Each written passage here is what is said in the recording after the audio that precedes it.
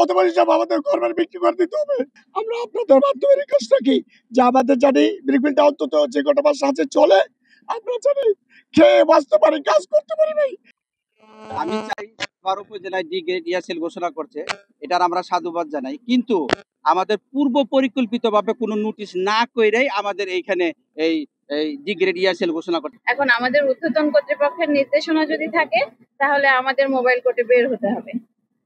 আর যদি আদালতের কোনো কাগজপত্র থাকে, আদালতের নির্দেশনা থাকে, সেখানে আমরা কোনো কার্যক্রম গ্রহণ করবো না। ওনারা বললেন ওনাদের পক্ষ থেকে যে ওনারা আদালতে যাচ্ছেন, আদালত থেকে যদি কোনো কাগজপত্র ওনাদের প্রসেসিং এ থাকে তাহলে যেন আমরা ওনাদের ওই ভাটায় কোনো কার্যক্রম পরিচালনা না করি। আমাদের আলোচনা হচ্ছে ভাই, আমাদের যদি ইটভাটা বন্ধ হয়ে যায়, আমরা তো টাকা নিছি আগে, এই টাকাগুলো তো আমাদেরকে কোম্পানির চাপ দিচ্ছে দিতে হবে।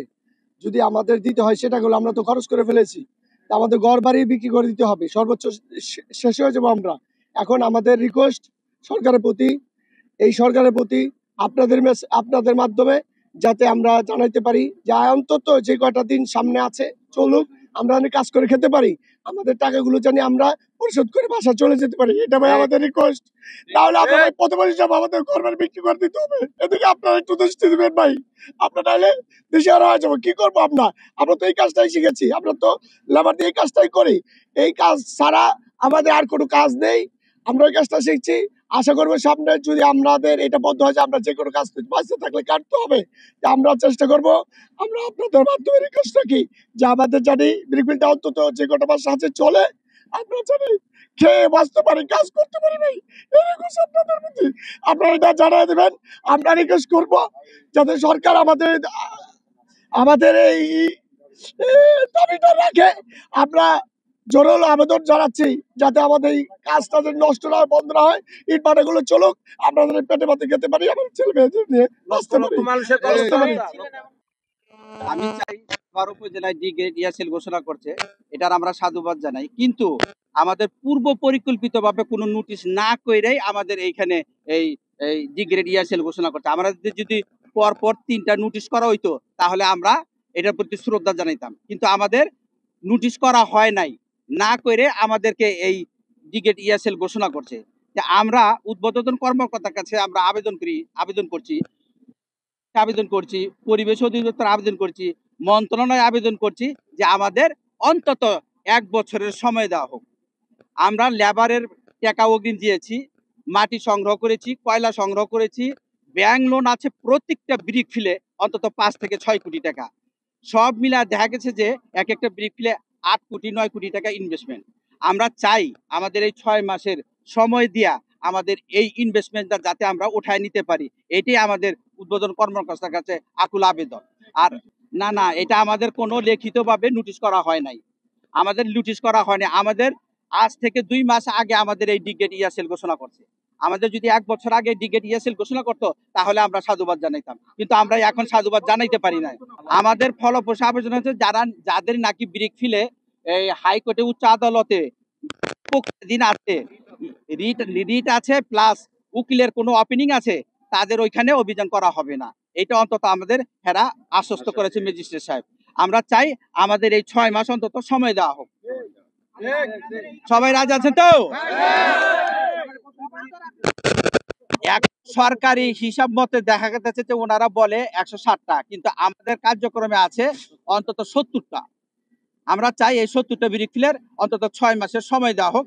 সময় দেওয়ার শ্রমিক আছে প্রায় 5-50 লক্ষ, এক একটা ব্রিক ফিলে কমসে কম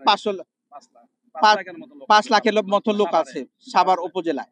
আমরা 5 লাখ শ্রমিকের কর্মসংস্থান করে থাকি, ব্যাট ট্যাক্স সবই দেই, অথচ আমাদের বলে অবৈধ। আচ্ছা, আমরা সকালে আমাদের পূর্ব নির্ধারিত শিডিউল অনুযায়ী মোবাইল কোর্টে বের হয়েছিলাম।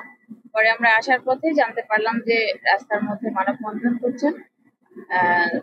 এরপর আমাদের ঊর্ধ্বতন কর্তৃপক্ষ, আমাদের ডিরেক্টর এনফোর্সমেন্ট স্যার আসলেন, সাভার থানার ওসি সাহেব, আইন শৃঙ্খলা রক্ষাকারী বাহিনীরা আগে থেকেই ছিলেন এখানে।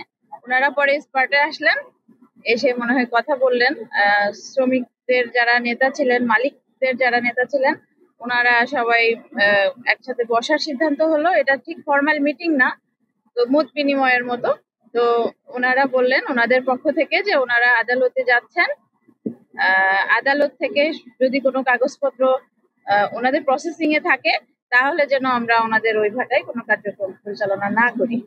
আর আমাদের পক্ষ থেকে মেসেজ হচ্ছে, যেহেতু সাভার এলাকাকে এয়ার ডিগ্রেডেড শেড এলাকা ঘোষণা করা হয়েছে, সেখানে সব ধরনের বায়ু দূষণকারী কার্যক্রম বন্ধ করা হবে। সেক্ষেত্রে ইটভাটা হচ্ছে সব থেকে বেশি বায়ু দূষণ করছে। তো আমরা ইটভাটাকে কেন্দ্র করে আমরা অভিযান পরিচালনা করছি, আগে থেকেই শুরু হয়েছে অভিযান। এখন আমাদের ঊর্ধ্বতন কর্তৃপক্ষের নির্দেশনা যদি থাকে তাহলে আমাদের মোবাইল কোর্টে বের হতে হবে। আর যদি আদালতের কোনো কাগজপত্র থাকে, আদালতের নির্দেশনা থাকে, সেখানে আমরা কোনো কার্যক্রম গ্রহণ করবো না এবং আমরা করছিও না।